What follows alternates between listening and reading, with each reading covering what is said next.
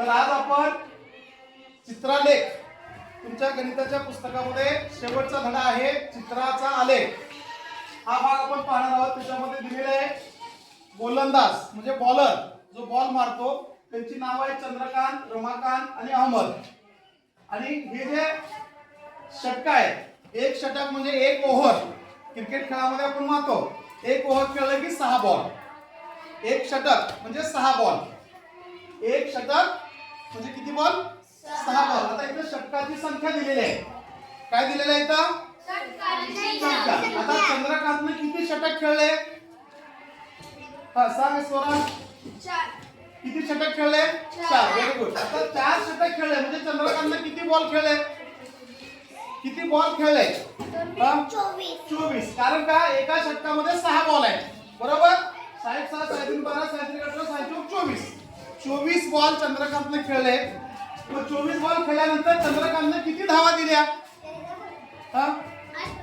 चंद्रकांतने 18 धावा दिल्या.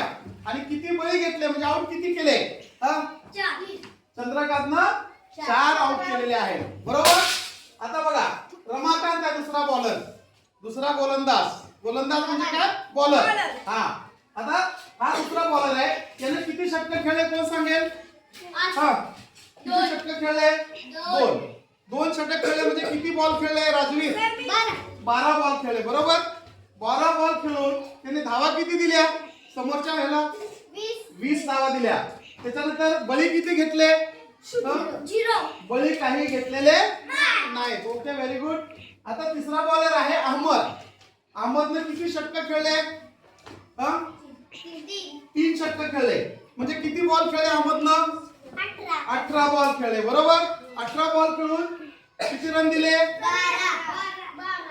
12 रन दिले. त्याच्यानंतर आउट किती केले? 2 आउट केले.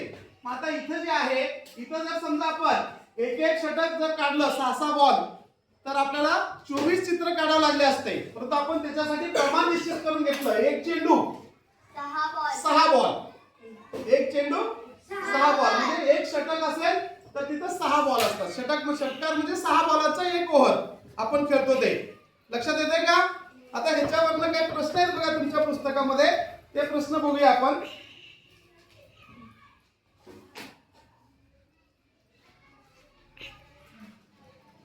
एकूण किती गोलंदाजाची माहिती दिली आहे? 3. 1 2 3. बरोबर? सर्वात जास्त धावा कोणी दिल्या?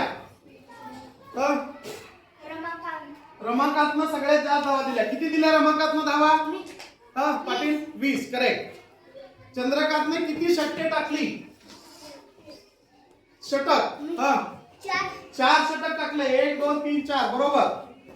रमाकांतने किती बळी घेतले? रमाकांतने 0. रमाकांतने 0 बळी घेतलेले आहेत. बरोबर? रमाकांतने एकही आउट केलेला नाही. त्याच्यानंतर पुढचा प्रश्न आहे बघा, अहमदने एकूण किती चेंडू टाकले? आता चेंडू म्हणले बघा, अहमदने एकूण किती चेंडू टाकले? 18 चेंडू. कसे झाले 18 चेंडू? कारण 3 षटक खेळलाय. तो किती खेळलाय? 3 ओव्हर, 3 षटक, 18 चेंडू टाकले. बरोबर? चंद्रकांतने एकूण किती धावा दिल्या? चंद्रकांतने एकूण किती धावा दिल्या? 18 धावा दिल्या. चंद्रकांत पण तुम्ही, अहमद नाही. सगळ्या खेळामध्ये एकूण किती षटकं टाकली गेली? सगळ्या खेळामध्ये स्वरा 9 षटकं टाकली गेली. बरोबर? हे बघा, ह्यानं 4 षटक टाकला, ह्यानं 2, ह्यानं 3.